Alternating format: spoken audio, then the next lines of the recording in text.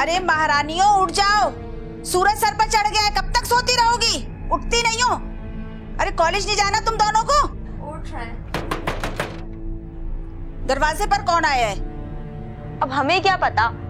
अच्छा रुके, देखती हूँ। बस बस रहने दो, उठ के जल्दी से मुंह हाथ धो, कॉलेज की तैयारी करो। मैं देखती हूँ कौन है दरवाजे पे। उठो जल्दी से।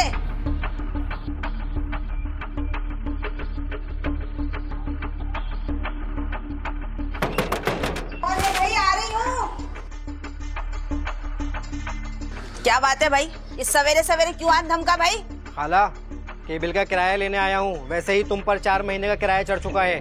किस किराए की बात कर रहा है तू? अरे सर्विस देखी है तूने अपनी? हर वक्त तो तुम लोग सेटिंग ही बदलते रहते हो। घंटों मुझे चैनल ढूंढने में लग जाते हैं, कहाँ आ रहा है कहाँ आ रहा है कहाँ आ रहा है, और दिन में 4-4 घंटे तो तुम्हारा केबल ही नहीं आता। खाला, सर्विस जब अपग्रेड होती है ना तो थोड़ी बहुत डिस्टरबेंस हो जाती है। जल्दी करो, किराया लाओ, मुझे आगे भी जाना है। अरे हराम के पैसे नहीं है मेरे पास, नहीं चाहिए तुम्हारा केबल, काट दो। देखा बहन, अगर कोई अपनी पसंद का ड्रामा देखने बैठ जाओ तो तस्वीर ही खराब हो जाती है। बड़ा अच्छा केबल है भाई, बड़ा अच्छा।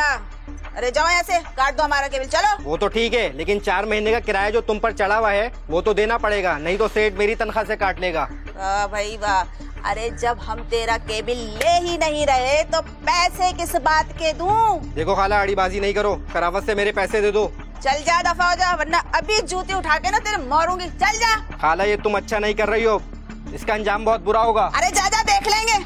देख रही हो, आ जाते हैं केबल तो चिल्लाया दे दो। हाँ। अरे तुम इस गुंडे के मुंह क्यों लग गई? जवान बेटियों का साथ है, कुछ तो सोचा होता। ऐसे लोग तो जरा सी बातों पे खून खराबे पे उतर आते। अरे बहन, बदमाशों के साथ बदमाश बन के रहना पड़ता है। अब वो डरने वाला जमाना नहीं रहा। हाँ, कह तो तुम ठीक रही हो। चलो, मैं जा रही थी जरा सौदा लेने। हाँ जाओ, सुबह ही सुबह दिमाग खराब कर दिया इसने भी आके। किराया दे दो। उफ़, सुबह ही सुबह मेरा दिमाग खराब कर दिया। अरे दरवाजे पे केबल वाला आया हुआ था, मैंने केबल निकलवा दी है। अम्मी ये क्या किया आपने?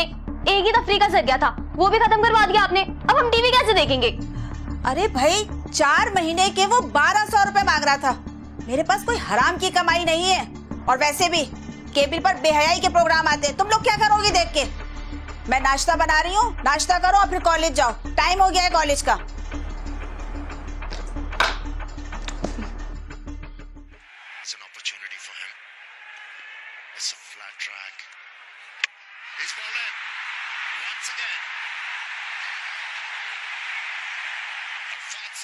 अभी क्या हाल है? अच्छा वो यार ऐसा कर, 1 किलो कंकी चावल, 3 किलो चीनी और 1 किलो घी दे दे। मामू, तुम्हारे बड़े ही मनुष्य कदम है। तुम्हारे आते ही पाकिस्तान की तीसरी विकेट भी गिर गई। पैसे लायो? अबे काय के पैसे? और लिख दियो, आपा के खाते में लिख दियो। मामू, इस्मत आपा ने खाता बंद कर दिया है और उन्होंने मुझसे खुद कहा है मेरे खाते में उसको कोई सौदा मत देना। उन्होंने तुम्हारा पिछला हिसाब भी क्लियर नहीं किया। 1280 रुपए चढ़े हुए तुम पर। पहले पिछला हिसाब क्लियर करो, कश्मीर की आज़ादी तक के उधार बांधे। अबे क्या तू सही कह रहा है कि आपा ने मना किया है कि उनके खाते में मुझे सौदा मत दे? तुम्हारा मेरा मजाक है क्या? अपनी बहन का सहारा बनने के बजाय उन पर बोझ बने हुए हो क्या? अबे मैं बोझ बना हुआ हूँ? भूल गई आपा अपना वक्त, जब वो बेवा हुई थी। हर मुश्किल वक्त में मैंने उनका साथ दिया। अब अगर कुछ अरसे से मैं बेरोजगार हूँ तो उनका खून सफेद हो गया। बताओ, मोहल्ले में मुझे बदनाम करती फिर रही है। ये सिला दिया मेरी मोहब्बत का उन्होंने। अरे तो ये जाकर अपनी बहन को सुनाओ, मेरा दिमाग क्यों खा रहे हो? जाओ ना। हाँ, पूछूंगा उनसे भी जाकर, पूछूंगा उनसे जाकर। मेरी बेबसी का मजाक उड़ा रही है वो आज। अब देख तो मैं करता क्या हूँ। अच्छा जाओ ना, मैं जाके अपनी बहन से पूछो। पूछ ले, समझ आगे आ रहा हूँ आपा, मैं पूछता हूँ तुमसे अभी। उधार मांगने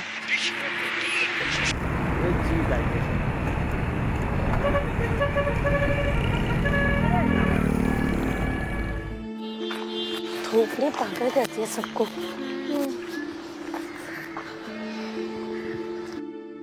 आज गर्मी कितनी हो रही है? हाँ आंटी, आज तो बहुत गर्मी हो रही है। ऊपर से बस भी पूरी फुल मिली है। हशर नशर हो गया, बहुत थक गए हैं आज।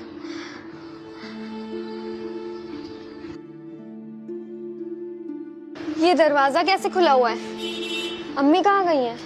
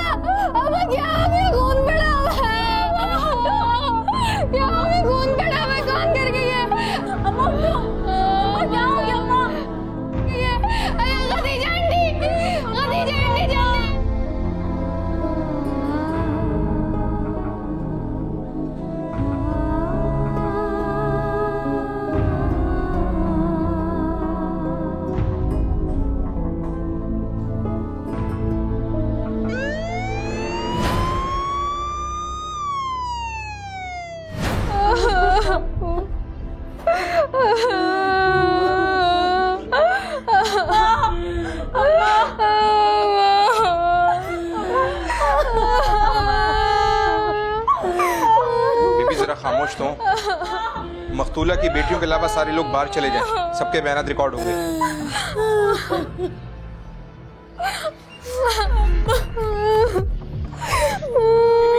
बीबी, आप लोग कॉलेज से कितने बजे घर पहुंची थी? करीब 5 बजे। आपने घर का सामान चेक किया? जरा जाके अपने जेवरात, पैसे वगैरह चेक करें। आप लोग फिंगरप्रिंट्स लो तमाम जगहों के, एहतियात के साथ।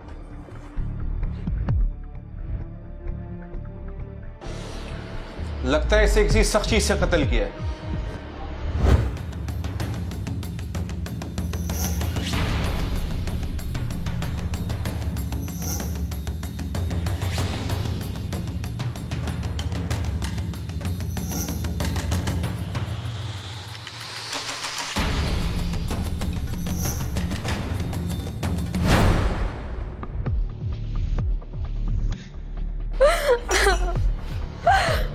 जी बीबी, कुछ गायब तो नहीं है? जी, अम्मी ने हम दोनों के लिए जेवर बनवाए हुए थे, वो भी गायब है और 7,000 कैश भी नहीं है। जेवरात की क्या मालियत थी? यही कोई 1.5 लाख के करीब होगा। अब्दुर्रहमान,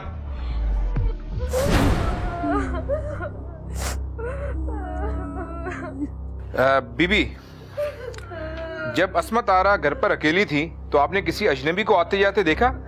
नहीं। आप तो पड़ोस में रहती हैं, किसी को तो देखा होगा आपने। आज का तो दिन ही बड़ा बुरा था। सुबह अस्मत आपा की केबल वाले से लड़ाई हो गई थी, बहुत मुंहमारी हुई। सलामत 1 नंबर का खुंडा है, बहुत तड़िया देके गया था उन्हें।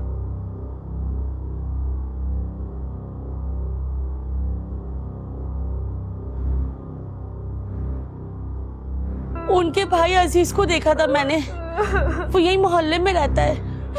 जोर जोर से दरवाजा पीट रहा था, ऐसा लग रहा था जैसे मरने मारने को तैयार हो।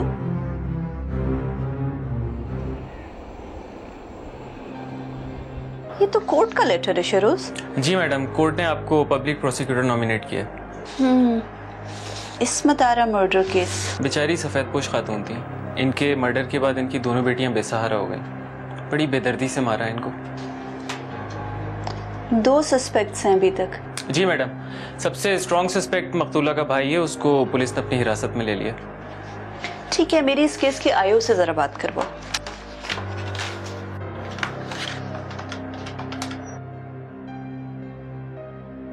जी, बात कीजिएगा।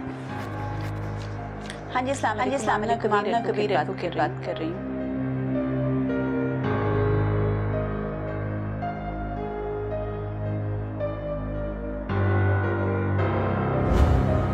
पोस्टमार्टम में मौत के वक्त का तयन जिस्म के दर्जे हरारत को देखकर किया जाता है। जिस्म का नॉर्मल दर्जे हरारत 98.6 डिग्री होता है। मौत के हर घंटे बाद उसमें 1.5 सेंटीग्रेड की कमी वाक़ होती रहती है, हत्ता कि जिस्म का दर्जे हरारत माहौल के दर्जे हरारत के मुताबिक हो जाता है। इसी इक्वेशन से मौत के वक्त का तयन किया जाता है। ठंडे माहौल, पानी या बर्फीले माहौल में लाश के दर्जे हरारत में बहुत आहिस्ता रवी से कमी वाक़ होती है।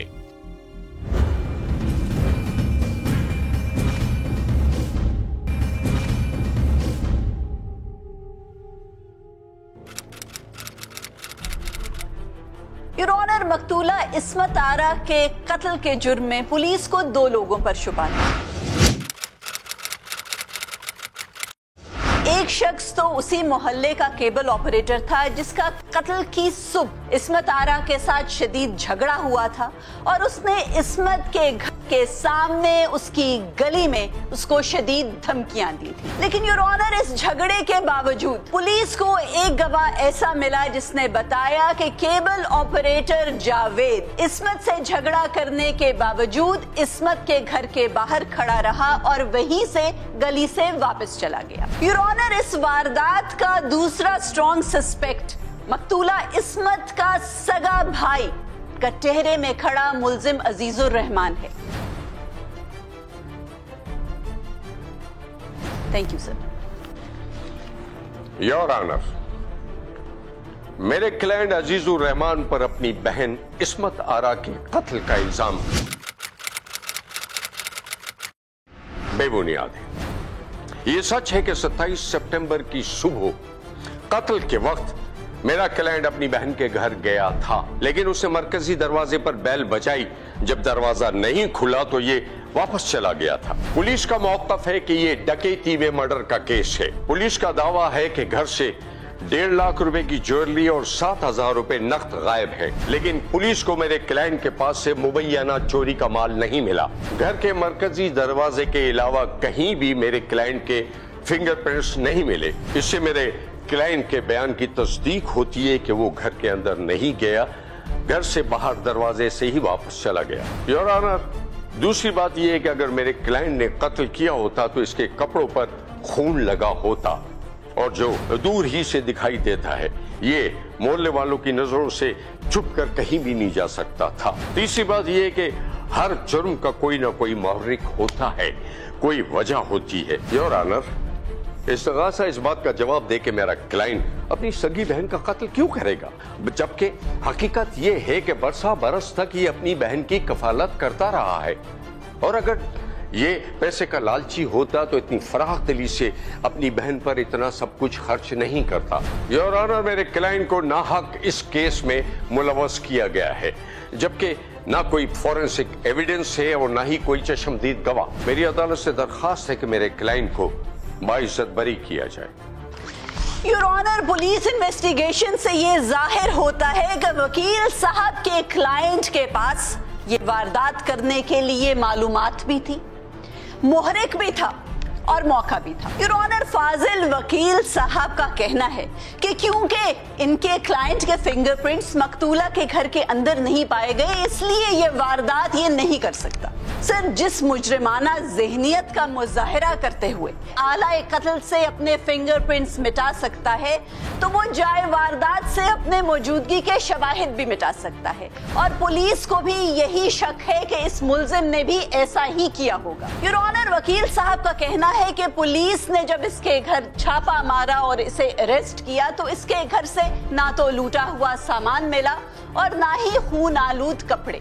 सर, जो शख्स इतना शातिर हो सके और इतना हाजिर दिमाग हो सके कि जाए वारदात से निकलने से पहले वो अपनी मौजूदगी के तमाम शवाहिद मिटा दे, सर उसके लिए कितना मुश्किल हो सकता है कि वारदात करने के बाद चोरी किया हुआ सामान ठिकाने लगा दे और अपने खून आलूद कपड़े भी कहीं छुपा दे या जाया कर दे। योर ऑनर, पोस्टमार्टम की रिपोर्ट कहती है कि मकतूला इस्मत का कत्ल सुबह 10 से 11 बजे के दरमियान हुआ और योर ऑनर, इसी वक्त के करीब ये शख्स अपनी बहन के घर के दरवाजे के बाहर गुस्से की कैफियत में पाया गया। सर, वकील साहब का कहना है कि इनके क्लाइंट के पास अपनी बहन को कत्ल करने का कोई मुहरिक नहीं था। मुहरिक तो था योर ऑनर, ये शख्स पिछले कई महीने से बेरोजगार है और माशी प्रॉब्लम्स को फेस कर रहा है, इसे पैसों की जरूरत थी। योर ऑनर, इसके पास ये इंफॉर्मेशन भी थी कि इसकी बहन सुबह के वक्त घर अकेली होती है, इसकी भांजियां कॉलेज पढ़ने चली जाती हैं। इसके पास ये इंफॉर्मेशन भी थी कि घर में जेवरात और पैसे मौजूद हैं। योर ऑनर, पुलिस ने तफ्तीश के दौरान इन तमाम पहलुओं पर गौर किया और अभी तक की तफ्तीश पर इसी नतीजे पर पहुंचे हैं कि मुल्जिम के पास ये वारदात करने के लिए तमाम मालूमात भी थी, मुहरिक भी था और मौका भी था। सर, अभी तक की तफ्तीश से अदालत को आगाह करने के लिए मैं इस केस के इन्वेस्टिगेशन ऑफिसर को कटहरे में बुलवाने की इजाजत चाहती हूँ। इजाजत है। इंस्पेक्टर जाहिद हाजिर हो।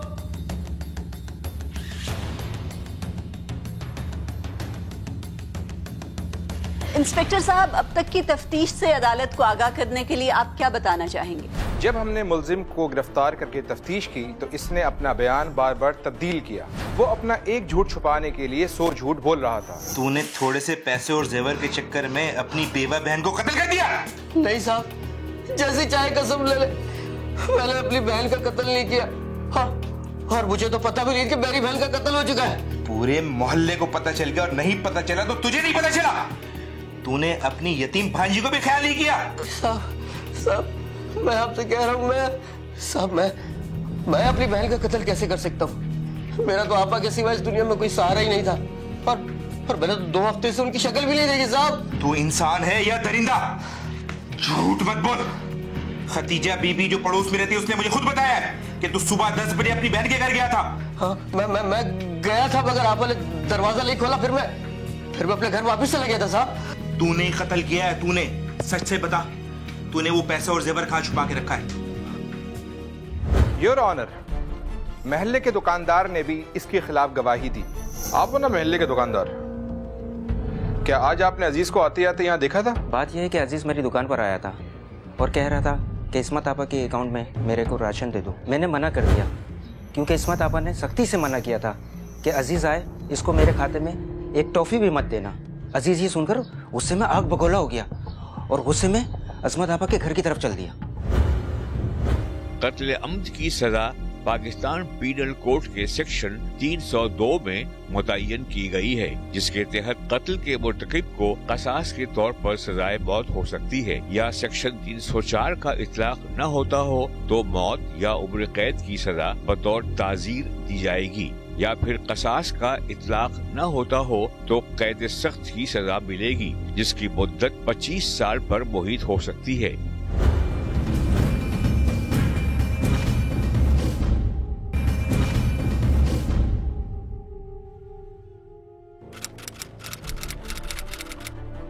जब दुकानदार ने इसकी बहन के खाते में से इसे उधार देने से मना किया तो इसने अपनी बहन को बुरा भला कहा और धमकी आमेज कलिमात अदा किए।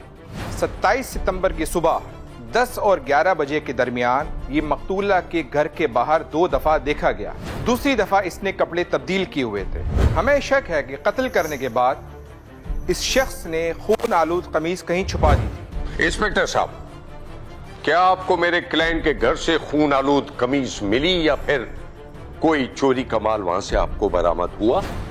नहीं योर ऑनर, उस दिन मेरा क्लाइंट मोहल्ले में ही था, कहीं गायब नहीं हुआ, कहीं नहीं भागा, कहीं रूपोश नहीं हुआ, क्योंकि इसने ये कत्ल किया ही नहीं है।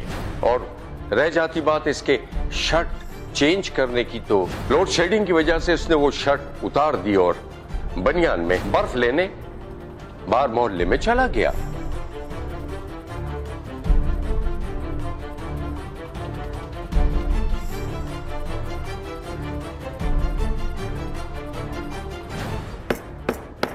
ऑर्डर, अदालत के तकद्दुस का ख्याल रखा जाए। बहुत शुक्रिया, बैठ सकते हैं।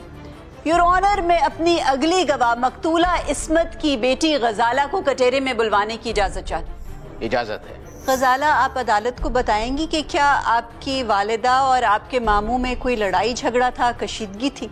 हमें तो खुद यकीन नहीं आ रहा कि हमारे मामू ही हमारी माँ के कातिल हो सकते हैं। दरअसल मामू को इस बात पर गुस्सा था कि अम्मी ने उन्हें कमेटी के पैसे देने से इनकार कर दिया था और अगले महीने अम्मी की 70,000 की कमेटी खुलने वाली थी। मामू ने अम्मी से पहले ही कह दिया था कि जब कमेटी खुले तो वो सारे पैसे उनको दे दें, लेकिन अम्मी ने उनको इनकार कर दिया। अम्मी वो सारे पैसे हम दोनों बहनों की शादी के लिए जमा कर रही थी। घर से जो जेवर के साथ 7,000 की रकम गायब है वो उसी कमेटी की किस्त की रकम थी। जब अम्मी ने मामू को साफ साफ इनकार कर दिया तो इन्होंने हमारे सामने अम्मी को कहा कि तुम ये पैसे कब्र में नहीं लेकर जाओगी और तुम बहुत जल्द कब्र में जाने वाली हो। जज साहब, मैं कुछ कहना चाहता हूँ। जी फरमाइए, क्या कहना चाहते हैं आप? गजाला बेटा, ये तुम क्या कह रही हो और कब की बात कर रही हो? जज साहब, मैं हल्फिया कहता हूँ कि मुझे कतई इस बात का इल्म नहीं था कि मेरी बहन के घर में जेवर या पैसे हैं, और अगर मुझे इस बात का इल्म होता तब भी मैं अपनी सगी बहन को कत्ल करने के बारे में सोच भी नहीं सकता। मैं अपनी बेटियों जैसी भांजियों को बेसहारा करूंगा?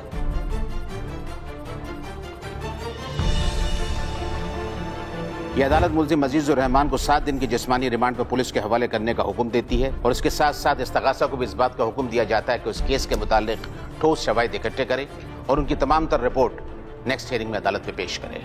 इस केस की समाअत मुलतवी की जाती है। We are adjourned.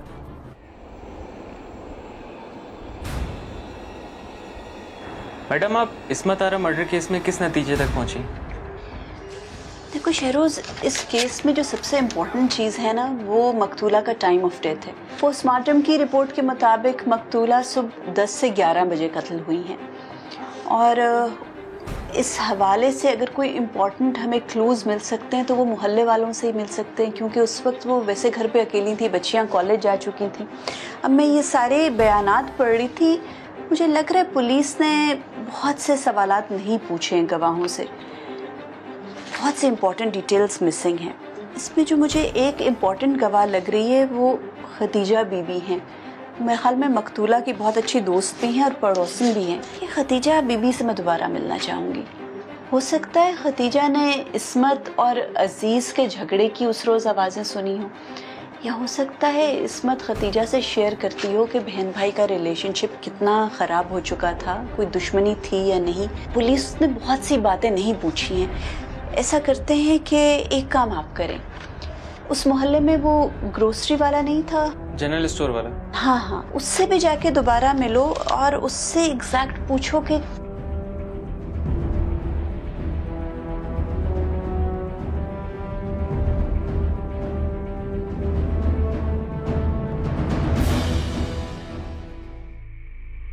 खदीजा, मुझे मालूम हुआ है कि मकतूला इस्मत आपकी पड़ोसन तो थी ही, लेकिन दोस्त भी बहुत अच्छी थी और आपसे सब बातें शेयर करती थी। मुझे ये बताएंगी कि उनके घर से अभी जो जेवरात चोरी हुए हैं, वो जेवर उन्होंने कभी आपको दिखाए थे? नहीं, मैंने जेवर तो नहीं देखा उनके पास इतना। हो सकता हो, मुझे मालूम नहीं। हाँ, अक्सर अंगूठी पहने रहती थी और बालियाँ वगैरह। अच्छा, इस्मत और उनके भाई अजीज के दरमियान कोई झगड़े रहते थे या उस रोज खास तौर पे कोई झगड़ा हुआ था उनके दरमियान? नहीं, अजीज भाई तो अपनी बहन का बहुत एहतराम करते थे। पता नहीं क्यों उस दिन इतने गुस्से में आए थे। मुझे खुद हैरत हो रही है कि अजीज भाई इतने शफाक कैसे हो सकते, पर पुलिस ने पकड़ा है तो कोई वजह ही होगी। भाई अजीज भाई में एक खामी है, वो एक नंबर के भुलक्कड़ और गलीस आदमी है। उनकी बीमार बीवी मैके में रह रही है। बीमार बीवी से घर में काम होता नहीं है। घर का हाल उनका ऐसा है, किचन में गंदे बर्तन पड़े हुए हैं, लाल बेग चूहों की फौज दौड़ रही है।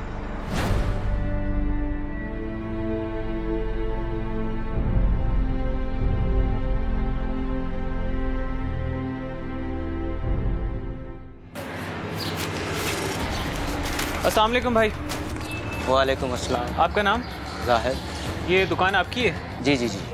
मैं एडवोकेट शहरोज़ हूँ, मुझे आपसे कुछ सवालात करने हैं। जी पूछें। ये बताएं कि उस दिन अजीज़ आपकी दुकान पे किस टाइम आया था? सुबह 10:30 बजे, और रेडियो पे कमेंट्री लगाकर मैं सुन रहा था, और पाकिस्तान की तीसरी विकेट गिरी थी जब, और अपनी बहन के खाते पे उधार लेने आया था। उस दिन अजीज़ की आपसे कोई तकरार, कोई बहस?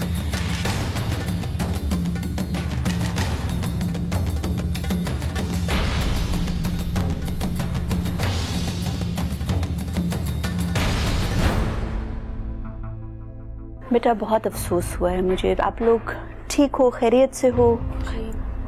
कौन ख्याल कर रहा है आजकल आपका? अब तो कोई भी नहीं है अम्मी के जाने के बाद, बस हम दोनों ही हैं। ओहो, बहन कहाँ है आपकी? वो शावर ले रही हैं, अभी थोड़ी देर में आ जाएंगी। अच्छा बेटा, असल में मुझे पता है ये सारी बातें बड़ी तकलीफ दें हैं बार बार दोहराना, लेकिन तफ्तीश जारी है आपके वालिदा के कत्ल के सिलसिले में, तो कुछ सवालात करना बहुत ज़रूरी है। अभी मैं आपकी पड़ोसन खदीजा से मिलकर आ रही थी।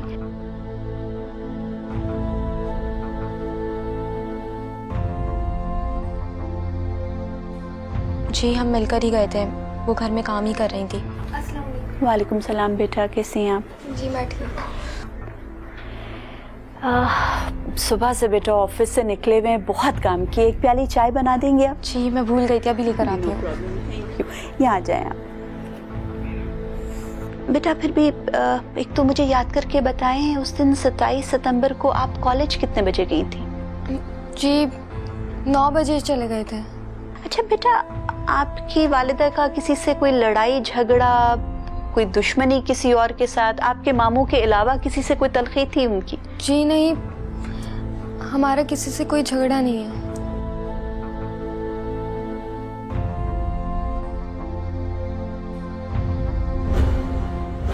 एक तहकीक के मुताबिक पाकिस्तान में कत्ल के जुर्म की नफ्सियाती वजूहात का ब्रेकडाउन जाहिर करता है कि हमारे मुल्क में ज्यादातर कत्ल आम सी वजूहात के बिना पर होते हैं, जिनमें जाती इख्तलाफ, दुश्मनी और जायदाद जैसे मसाइल वजह कत्ल बनते हैं। पाकिस्तान में ज्यादातर कत्ल की वारदातों में गन इस्तेमाल होती है, जिससे जाहिर होता है कि हमारे मुल्क में असलहे तक रसाई किस कदर आसान है।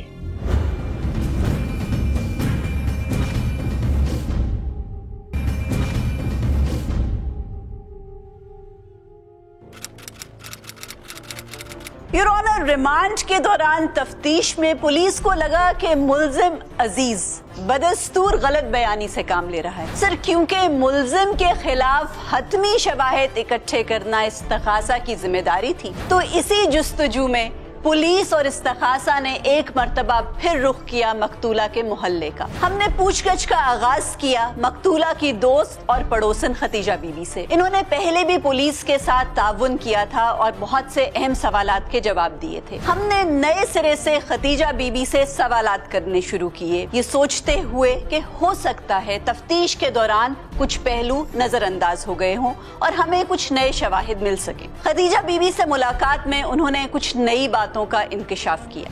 नहीं, मैंने जेवर तो नहीं देखा उनके पास इतना।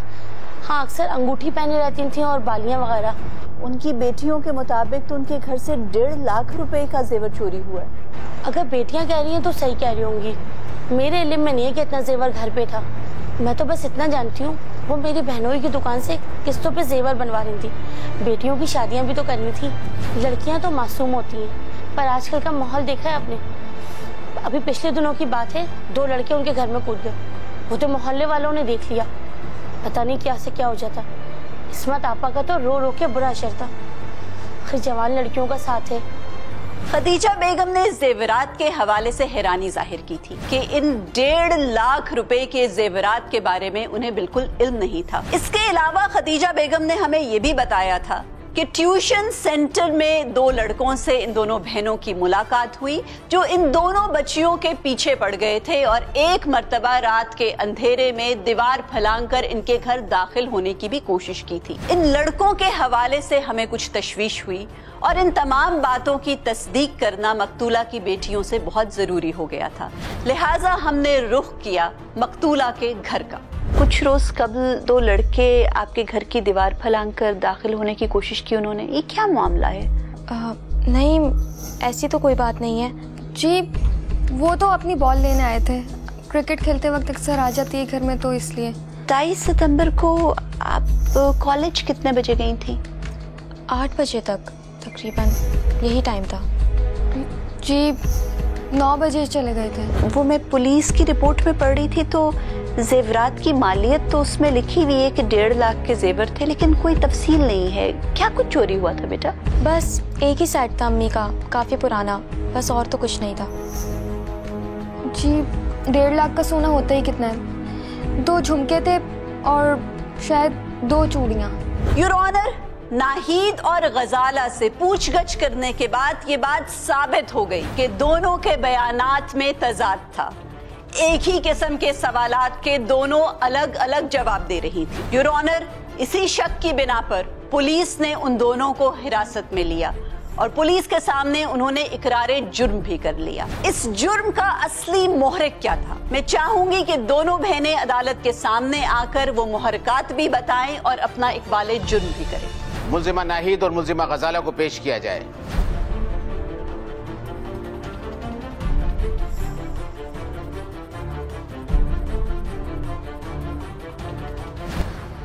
हम तंग आ गए थे अपनी माँ से, हर वक्त रोक टोक, हर बात पर पाबंदी। अम्मी, मुझे आपसे एक बात करनी थी। क्या? अम्मी, मुझे 2000 रुपए चाहिए, प्लीज दे दें। 2000 रुपए? अरे मेरे पास क्या कोई कानून का खजाना है जो तुम्हें 2000 रुपए दे दूं? कल ही तो 500 रुपए दिए थे किताबें खरीदने के लिए। लेकिन आज मुझे किताबों के लिए पैसे नहीं चाहिए। वो मुझे बालों में स्ट्रीक्स करवानी है और मुझे भी फेशियल करवाना है। इतना अजीब सा चेहरा हो गया है मेरा। देखो, इतने बनाओ सिंगार और इतने अलल्ले तलल्ले मुझे बिल्कुल पसंद नहीं है। सुन लो कान खोल के, ये आवारागर्दी छोड़ दो तुम दोनों और इंसान की बच्ची बन जाओ। अम्मी, हर लड़की पॉलर जाती है और वैसे भी जिस घर में हमें शादी कर जाने, वहाँ हम ऐसा मासियों वाला हुलिया लेकर नहीं जा सकते। अच्छा, तो तुम्हें ये पता है कि तुम्हें कहाँ जाना है शादी करके? शादी तो तुम्हारी वही होगी जहाँ मैं चाहूंगी। छत पर न जाओ, दरवाजे पर मत खड़े हो। उनकी सोच ना सदियों पुरानी थी। वो हमें समझती ही नहीं थी। हमारी माँ की जिंदगी का तो सिर्फ एक ही मकसद था कि जैसा भी रिश्ता मिले बस हमें धक्का दे दे। हम मुफलिसी की जिंदगी हरगिज नहीं गुजारना चाहते थे। सारा दिन घर का काम करना, बच्चों को पालना, हम ऐसी जिंदगी हरगिज नहीं चाहते थे। हम तो ऐसी जिंदगी चाहते थे जहां मोहब्बत हो, खुशहाली हो। हमारे ट्यूशन सेंटर में 2 अमीर लड़के थे, उनसे हमारी दोस्ती भी हो गई थी। हम उनसे शादी करना चाहते थे, लेकिन हमारी माँ को तो हमारी पसंद की शादी की बात सुनना तक गवारा ना था। उस सुबह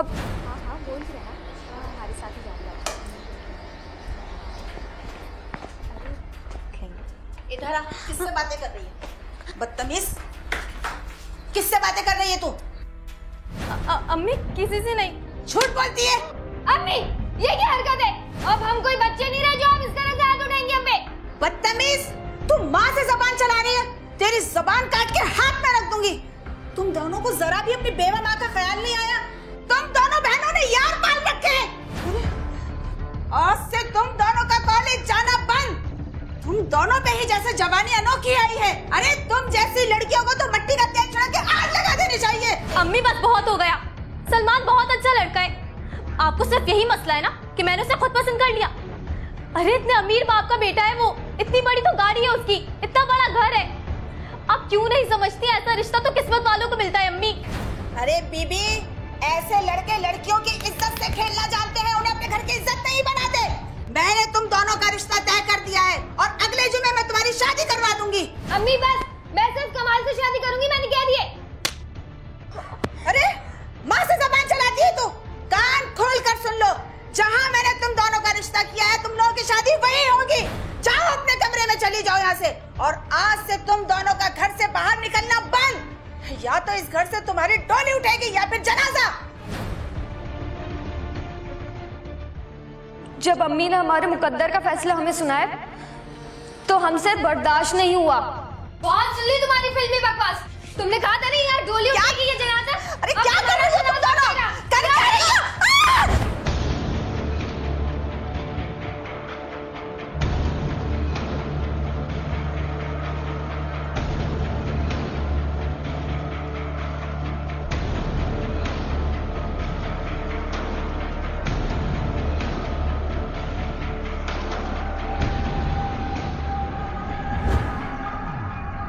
हमने खुद को बचाने के लिए हथौड़ी धोकर रख दी।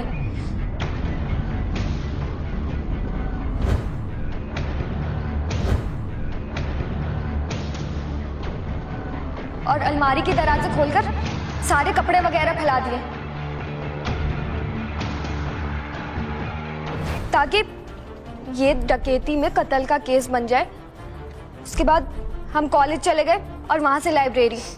हमने सोचा था कि हमारे पीछे कोई घर में आएगा तो उसे आसानी से लाश मिल जाएगी और जब हमें इत्तला दी जाएगी तो हम रोते पीटते घर वापस जाएंगे और मजलूम बन जाएंगे। लेकिन उस दिन कोई आया ही नहीं, लेकिन हमें ही वापस घर जाना पड़ा। और घर पर जाते ही हमने रोना पीटना मचा दिया, जैसे अम्मी की लाश हमारे लिए कोई सरप्राइज हो। हम जानते हैं कि हमसे गलती हुई है, लेकिन जज साहब हम कब तक अपनी माँ की सख्तियां बर्दाश्त करते रहते? हमारा दम घुटने लगा था।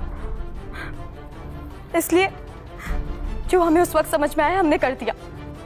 वकला की बहस, गवाहों के बयानात और दोनों मुल्जिमाओं के एतराफ़ जुर्म के बाद अदालत इस नतीजे पर पहुंची है कि मकतूला इस्मत आरा का कत्ल उनकी सगी बेटियों ने मिलकर किया।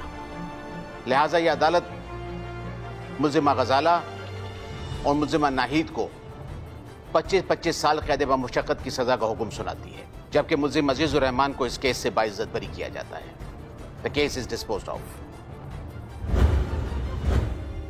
कोर्ट नंबर 5 में अगर आप भी कोई केस पेश करना चाहते हैं तो हमें ईमेल करें court5@sama.tv।